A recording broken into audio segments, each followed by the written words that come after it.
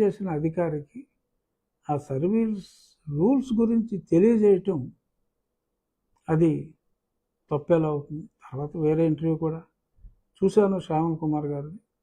Okay, నా గురించి అగౌరవంగా ముందు మాట్లాడినట్టు ఏకవచనం మాట్లాడారు, మర్యాదగానే మాట్లాడారు. నేను కూడా వారి గురించి ఎప్పుడూ కూడా మర్యాదగానే మాట్లాడా. భావాలు వేరు, వారి భావం వేరు, నా భావం వేరు. ఆయన జై భీమ్ భారత్ అని ఆయన పార్టీకి అయితే అంబేద్కర్ గారు పేరు పెట్టుకున్నారు, కానీ ఆ రాజ్యాంగంలో ఉన్న అధికరణాలని ఆయన ఫాలో అవ్వట్లేదు. అది ఫాలో అవ్వాలని నేను చెప్పాను. మతం మారితే రిజర్వేషన్లు వర్తించవు అని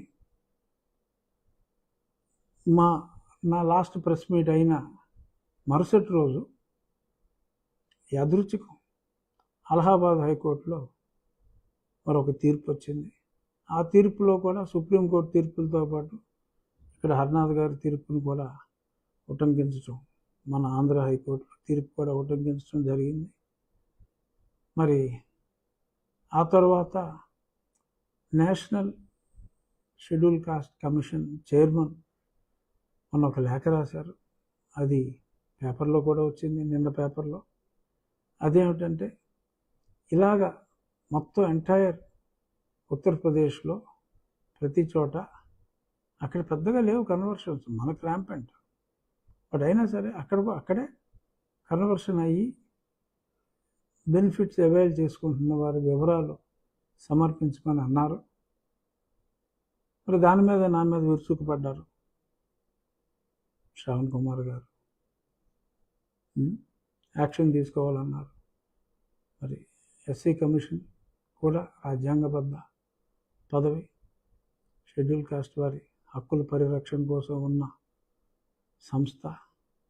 మరి ఆ సంస్థ అధినేత మరి ఇలాగే ఈ వివరాలన్నీ కలెక్ట్ చేయమని మాట్లాడటం, మరి వారి మీద కూడా రాష్ట్రపతి గారికి ఇంకెవరికైనా కంప్లైంట్ చేసి మరి వారిని కూడా ఆ పదవి నుంచి తొలగించమని అడుగుతారా? నేను I have got nothing against any cost. Shravan Kumar గారు ఆర్ దళిత నాయకులు అందరికీ కూడా నేను చెప్పేది, రాజ్యాంగంలో ఉన్నదాన్ని ఫాలో అవుదాం అనే చెప్తున్నాను నేను. అంతకు మించి నాకు మాట్లాడే హక్కు కూడా లేదు. మాట్లాడినాం. బట్ ఒక కులం అన్నదే లేని ఒక మతం, ఓకే, ప్రతి మతంలో కొన్ని ప్లస్ పాయింట్లు ఉండొచ్చు, కొన్ని మైనస్ పాయింట్లు ఉండొచ్చు.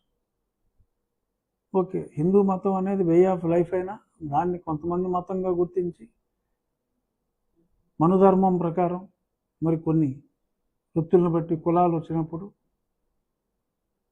మరి కొన్ని హెచ్చు తగ్గుల గురించి మాట్లాడినప్పుడు చాలామంది విభేదించవచ్చు. బట్ ఆ రోజు ఆ ధర్మం కోసం కొన్ని నియమాలు పెట్టుకున్నారు. అది రైటా రాంగ్ అన్న దానిలోకి నేను ఇప్పుడు వెళ్ళను. కానీ అసలు కులాలకు అతీతంగా ఒక గొప్ప మతాన్ని జీసస్ క్రైస్ట్ మరి ఆయన బోధించినప్పుడు ఆ మతంలోకి మనం వెళ్ళి ఆ మతంలో లేని కులాన్ని మనం చొప్పించి ఆ మత సిద్ధాంతానికి వ్యతిరేకంగా మనం మాట్లాడటం ఎంతవరకు సమంజసం? ఈ బ్యాక్గ్రౌండ్లోనే చాలామంది చర్చి పాస్టర్స్ కూడా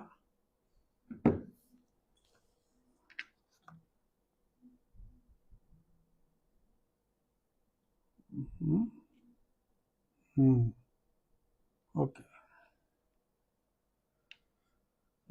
ఈ క్రమంలోనే చర్చ్ పాస్టర్స్ మొన్న మా జిల్లాలో గొడవ చేస్తున్నారు.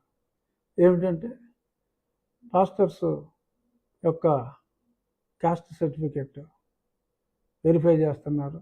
ఇది మా హక్కులకి భంగం, గోప్యత ఉండాలి అని. ప్రెసిడెంట్ ఆఫ్ ఇండియాకి ఒక హిందూ దళిత సామాజిక వర్గానికి చెందిన వ్యక్తి మరి ఆయన ఒక లేఖ రాస్తే ఆ లేఖని అక్కడి నుంచి ఫార్వర్డ్ చేసి ఇలాగ ఏ చర్చ్ పాస్టర్స్ అంటే ప్రజల దాకా వెళ్ళాల. అసలు కనీసం చర్చి పాస్టర్ అయినా సరే క్రిస్టియన్ అయి ఉండాలి కదా. సో ఏ చర్చి పాస్టర్లు బీసీసీ సర్టిఫికేట్ ఉంది, ఎవరికి ఎస్సీ సర్టిఫికేట్ ఉంది, ఆ ఇన్ఫర్మేషన్ అంతా ఇవ్వమనంటే అది మా హక్కులకు భంగం, మా గోప్యతకు భంగం అంటూ ఆందోళనలు నిన్న చేయటం జరుగుతుంది.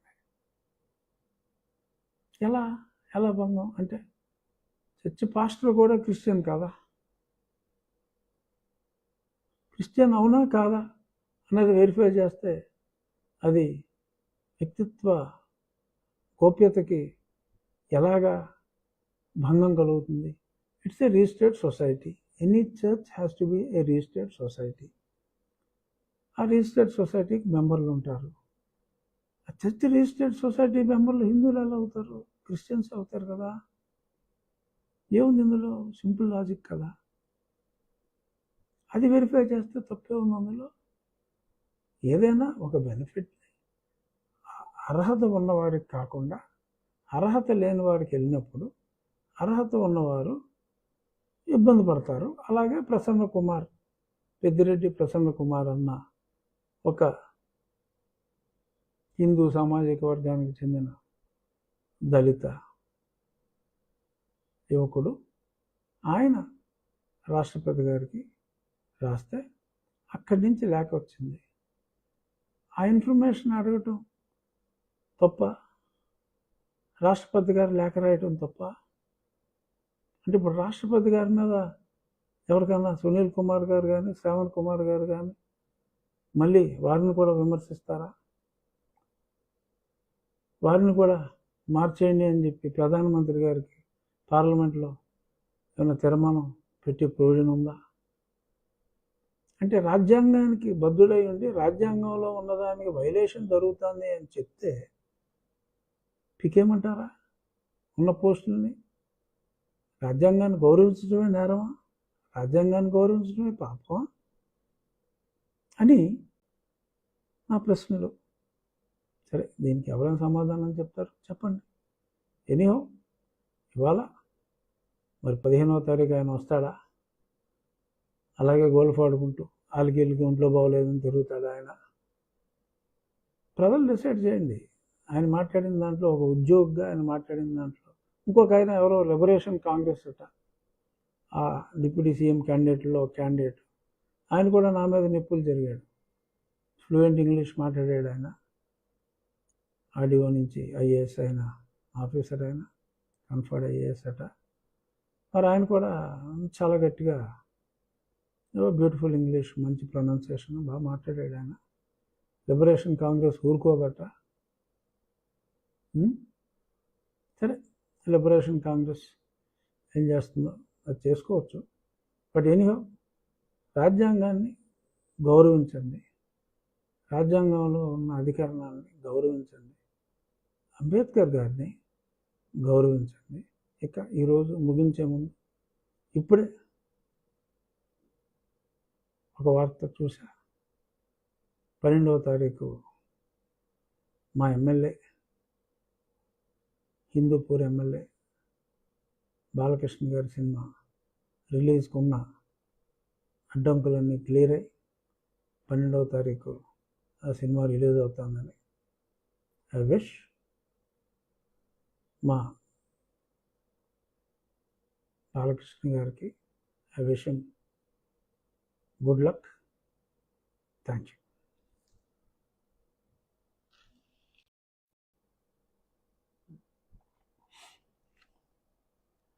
అందరికీ నమస్కారం అండి. ముందుగా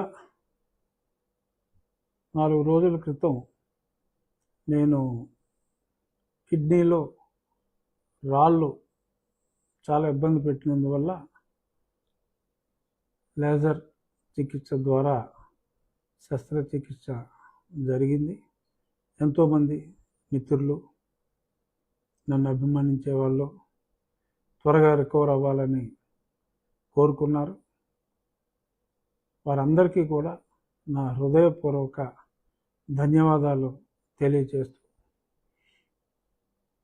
కొన్ని నా కస్టోడియల్ టార్చర్ కేసు గురించి కొన్ని విషయాలు, కొన్ని డెవలప్మెంట్స్ షేర్ చేసుకోవాలి అనిపించి మీ ముందుకు వచ్చా. ముందుగా కృతజ్ఞతలు తెలియజేయటం ఒకటి, ఆ తర్వాత ఈ లోపు జరిగిన డెవలప్మెంట్స్ని కాస్త షేర్ చేసుకుందామని. సునీల్ కుమార్ నాయక్, అప్పట్లో డిఐజీ పివి సునీల్ కుమార్ గారి ప్రముఖ అనుచరుడు. అంటే చూసి రమ్మంటే చూసి వచ్చేవాళ్ళు ఉంటారు, ఇతను చూసి రమ్మంటే కాల్చి వచ్చే రకం అనుకుంటా. మరి ఇతనే అప్పుడు నన్ను హింసించేటప్పుడు పక్క గదిలో కూర్చుని చాలా దగ్గరుండి మానిటర్ చేశాడని చెప్పి 164 స్టేట్మెంట్స్ కూడా ఇచ్చారు. ఆ వివరాలన్నీ కూడా ఉన్నాయి. ఇప్పుడు బీహార్లో గతంలో ఆయన ప్రొటెక్షన్ తీసుకున్నాడు, బీహార్ హైకోర్టులో. ఇక్కడి నుంచి డెప్యుటేషన్ అయిపోయింది, ప్రభుత్వం మారిన వెంటనే ఆయన వెనక్కి వెళ్ళిపోయాడు, ఎక్స్టెన్షన్ కుదరలేదు. అక్కడి నుంచి ప్రొటెక్షను, అసలు అక్కడ ప్రొటెక్షన్ ఎలా ఇస్తారు, అది తప్పు అని చెప్పి నేను కూడా ఇంప్లీడ్ అవ్వడం జరిగింది. రాష్ట్ర ప్రభుత్వం కూడా దాని మీద గట్టిగా నిలదీయటం. ఒక 5-6 నెలల ప్రొటెక్షన్ తర్వాత మొన్న 5వ తారీఖు దాన్ని కొట్టివేయటం జరిగింది. సో కొట్టివేయటం జరిగిన తర్వాత ఈలోపు 2nd డిస్ట్రిక్ట్ కోర్ట్